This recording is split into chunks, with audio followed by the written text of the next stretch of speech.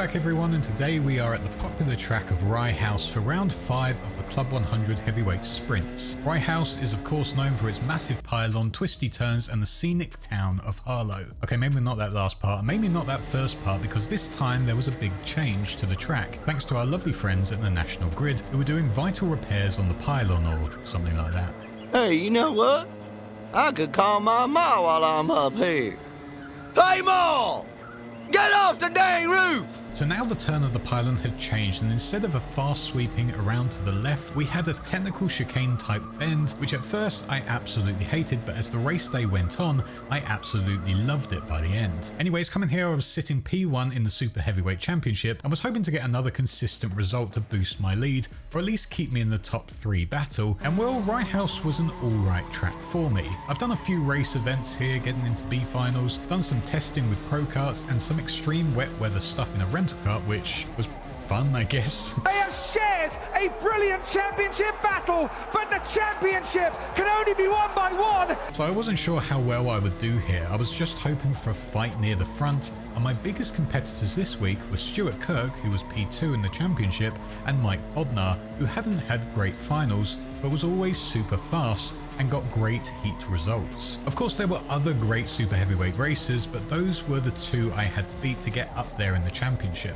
Not going to cover too much of the practice because, well, it is what it is. I was doing my best to do consistent laps and make sure they were somewhat fast, but us super heavyweights were pretty slow all weekend, lapping at least 3 to 4 tenths slower than most of the C2s near the front. I think it was that last section that was slowing us down and going onto the main straight, but that might just be me making excuses as I wheel out the excuse board for this week's video. My good friends at Kart Bros, for example, those being Tom Edwards, Johnny and Luke Fletcher, were flying past me, and a few laps later I could barely see them. So that said to me I was pretty slow and was going to struggle holding off people behind me, or that my kart was pretty sluggish. And within a couple of seconds I'm wheeling out the excuse board once again and saying that is what it felt like, because going down the main straight felt like I was losing far too much top speed. It could have been a bad final bend that I was taking, but there we go, who knows. I'm just going to say it was the kart. There were also a lot of lightweights in our test now because that's a thing now, so there was that to also contend with. But overall I was relatively happy with the test session as I learned a lot about the new jumpy bend and improved my lines the longer the session went. It was also incredibly grippy out there, I guess because there had been an endurance event happening all night before, so getting used to that was pretty odd.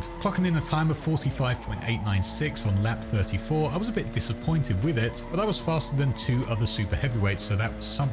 Mike Bodnar was sharing his test with another driver who was C1, so I didn't know what his pace was, and Stuart Kirk, unless he was sharing as well, was 5 tenths ahead of me, so it wasn't looking great. This was also his home track, so he had that benefit as well. But you never know what will happen in the heats, and up first was me starting on pole position with Kurt Holmes and about 5 other C1s behind me, so that was going to be great fun. So let's watch it now and see how it all went.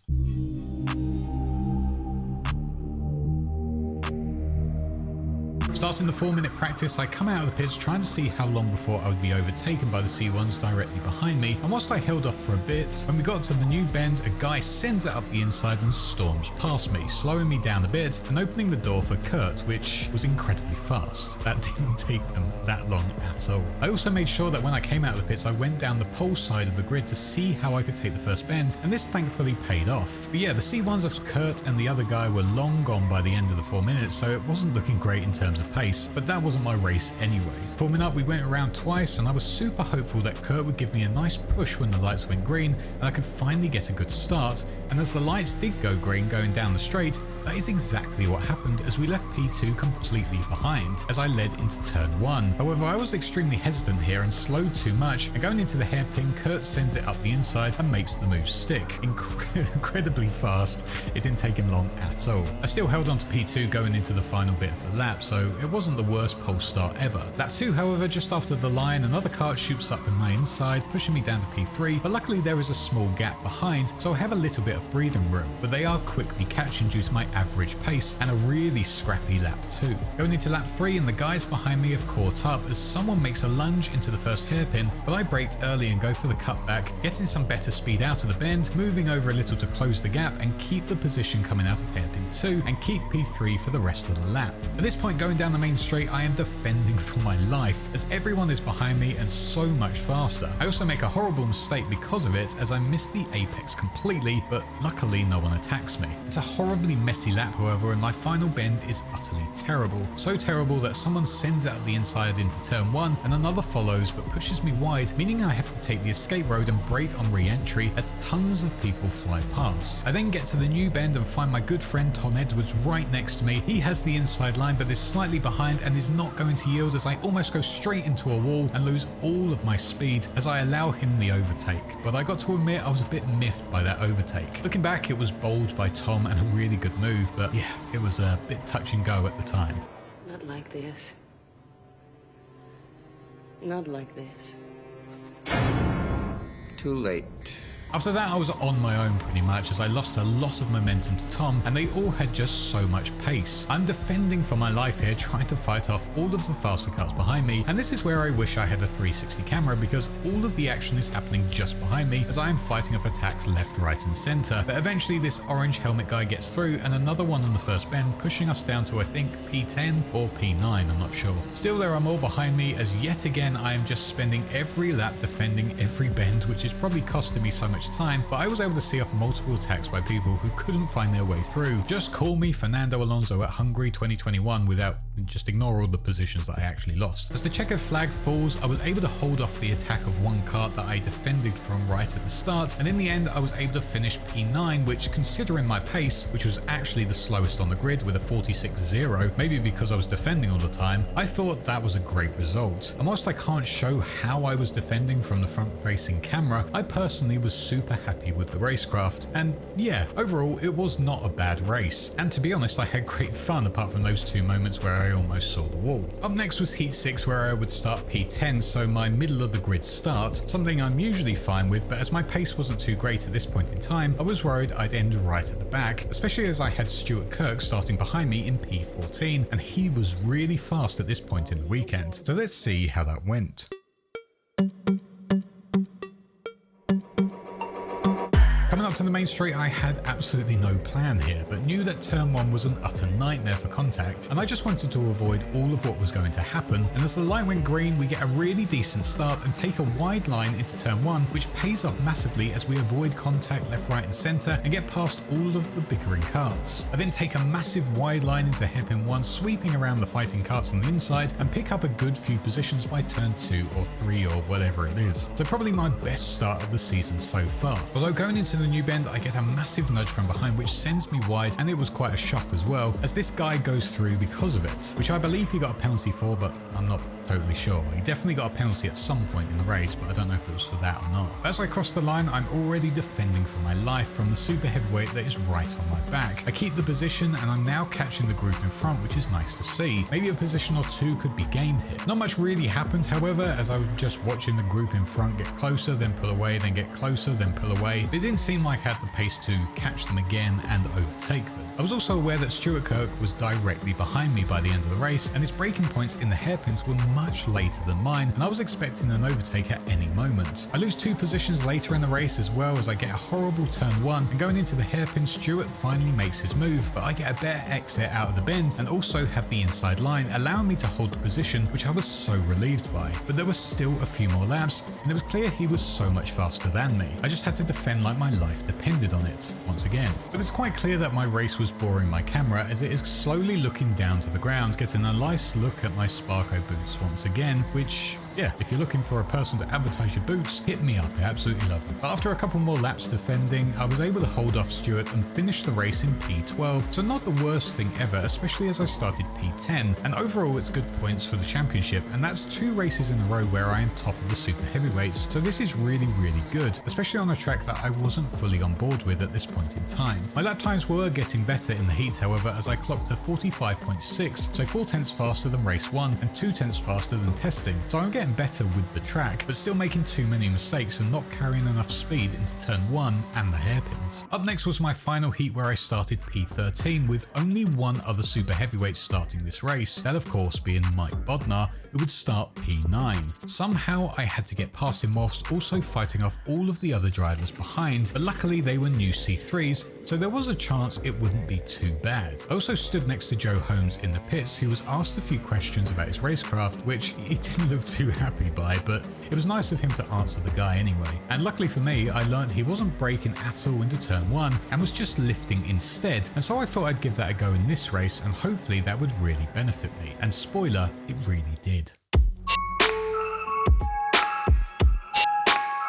For this race we start right behind Joe and our good friend in blue who we seem to be next to all of the time. This car however has just been out for testing and I guess it was involved in an incident because the steering column was slightly angled to the left, something I only noticed when driving down the main straight coming out of the pits, so yeah, that was good fun. Apart from that though, it felt like an absolute rocket. I get a pretty average start almost watching Joe slam into our guy in blue but make it round turn 1 without problem. A few bumps happen in front of us as I tried to go for the wide line to make a move on anyone squabbling and go for a move on Mike, which was risky and didn't pay off sadly, as I lost quite a bit of time to the pack in front. Cutting forward and the group in front is having a big battle, and that brings me back into play again as a guy goes massively wide and slams into Mike, slowing him down a lot. After pylon, the guy in white goes wide and slows down the guy in black, helping me go through, but coming out of turn 1 he is right there as he sends it up the inside at the hairpin as I try and get a cutback, but it doesn't work. A big spin happens at the worst place as well as I avoid him, and that helps bunch everyone up so the fight is on once again.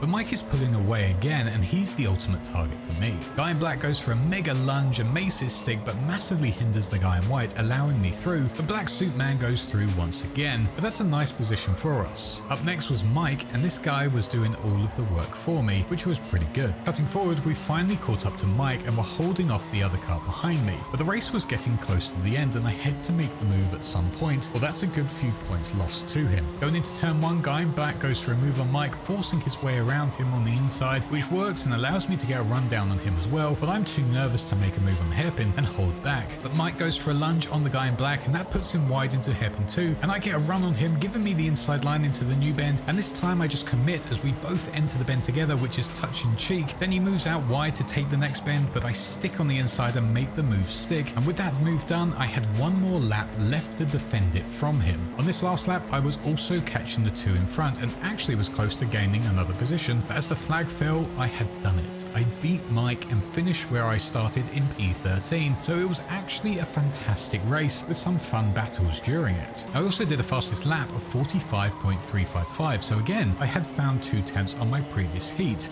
All thanks to the advice Joe had said in the pits, so big thanks to him for allowing me to eavesdrop, I guess. It was also my fastest time of the race weekend and the fastest super heavyweight time, so a big win that was. Thanks to those results, which to some might look like bang average results or pretty rubbish, P9, P12 and P13, I was the top of the super heavyweight starting the B final in P14, with Mike directly behind me in P15 and Stuart Kirk starting in P22, so it was finally a chance for me to get my first win of the season, but let's just see what happens in this utterly chaotic final.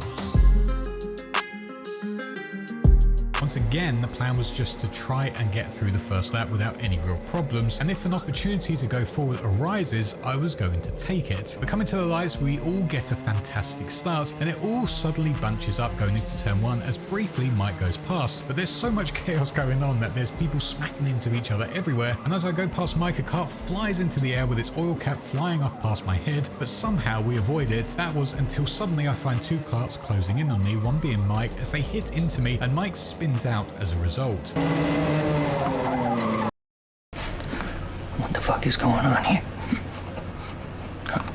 Honestly, I felt terrible for this, but there was honestly nowhere I could have gone. But we were facing forward still and were still top of the super heavyweights, and Mike was not our challenge anymore. This was the perfect opportunity for me, but I was too nervous to look behind to see who was there now. As lap 1 came to an end, it was a relief that I was still going, but now I just had to focus forward and make sure I didn't get into any more trouble. The group in front seems a bit slow however, but I did not know what to do. I did not want to fight, I just wanted to stay in position, but another cart pushes past me me going out of pylon, that's honestly fine at this point. It was a blue board, not a green board, and that's all that matters. The fight continues into lap 3, however, and it's getting risky as I make a move on a kart pushed wide, but he fights back and forces me wide, which opens the door for another kart, but I hold them off going into the new bend and going on to lap 4. Heavily defending, it's just non-stop now, and the group in front is still there as it's like a 6-way battle for whatever position we're in, as I get a terrible exit out of the hairpins and can't even catch what is going on in terms of overtakes and defending. But there are karts everywhere, and I'm just trying to hold off from anyone attacking at this point, as I'm worried it will be a green board of someone. As the fight continues, I am bumping people left, right and centre,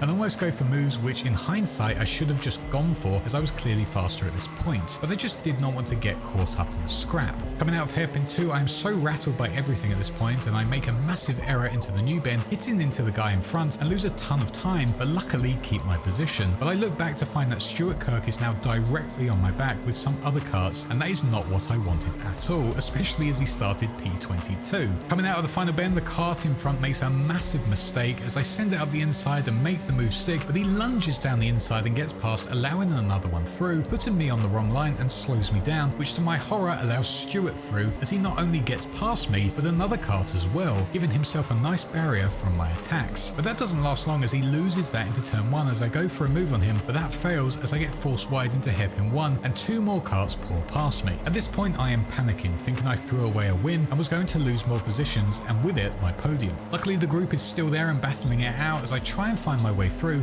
sort of hoping Stuart would be involved in the battles and forced wide or something like that, but no opportunity comes on that lap anyway. Going on to the next lap, coming out of turn 1, Black Suit Guy gets forced into the barrier and hits it massively, giving us the position and puts us right on the back of the pack again, with only one guy in between me and Stuart. I was really hoping this kart in front forced Stuart into a mistake or opens the door for me to move through, but Black Suit Guy forces his way through again, giving Stuart yet again another kart as a barrier. How Black Suit Guy caught back up after smacking into a barrier, I don't know. He must be the Terminator or something, but he was determined.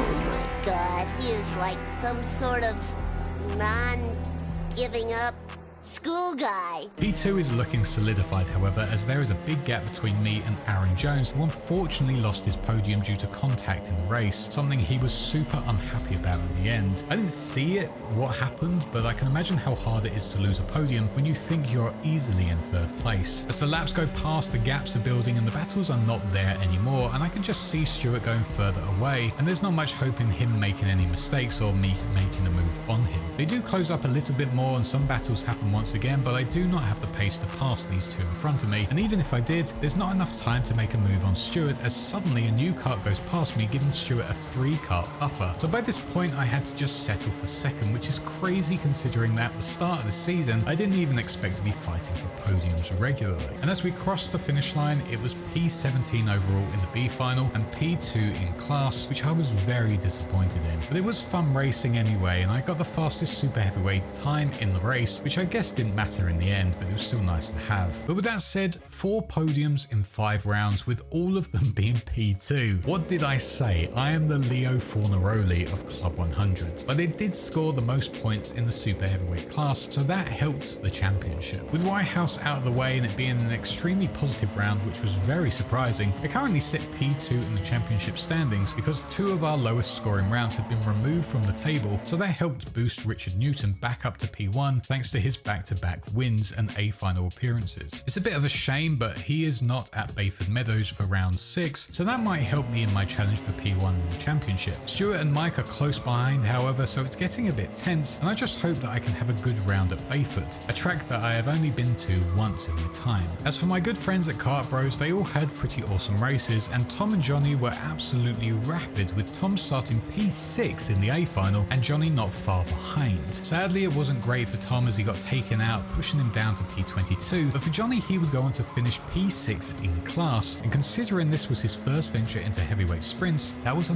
mega result, and excited to see what more he can do later in the season. But yeah, Rye House was a pleasant surprise, but also a little frustrating because I felt like the win was right there, but I guess it just wasn't meant to be this time. Hopefully I will get one this season, but even if I don't, the championship is getting really exciting, and if you don't ignore the low point rounds and add them all up, I I'm in the championship lead by a nice healthy margin, so I hope to continue that going forward. But anyways, I hope you enjoyed this video. Please check out all of the other rounds if you haven't already. Please do leave a comment if you enjoyed the video, or to tell me how your weekend went if you were at Rye House. And until Bayford Meadows, I shall see you all in the next one. Cheers again, guys.